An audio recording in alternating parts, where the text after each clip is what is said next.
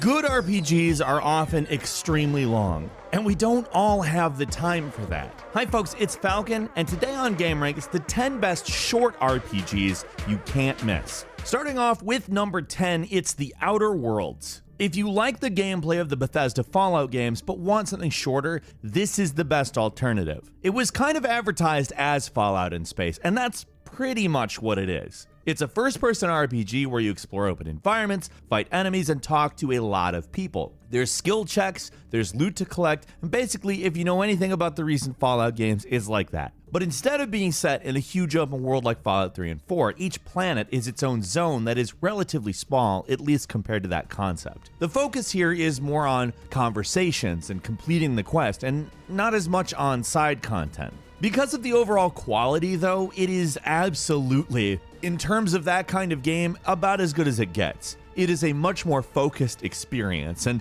how long to beat lists it as taking about 12 hours to finish. I think that's fairly accurate. If you go into this one expecting a sprawling world like a Fallout game, you might be disappointed, but if you're looking for something that will give you the feeling of those games and a great story and lore and characters and all that, this is a really good pick.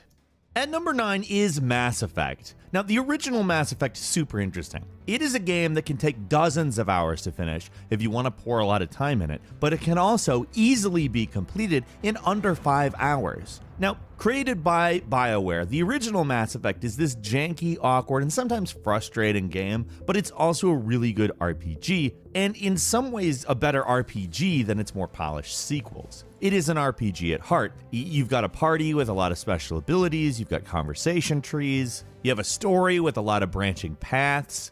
Being BioWare's first attempt at a shooting game, the combat mechanics can feel a little rough, but once you start combining powers and making use of your teammates, the whole thing gets actually very satisfying. The story is fairly simple, but the world building in this game is just fantastic.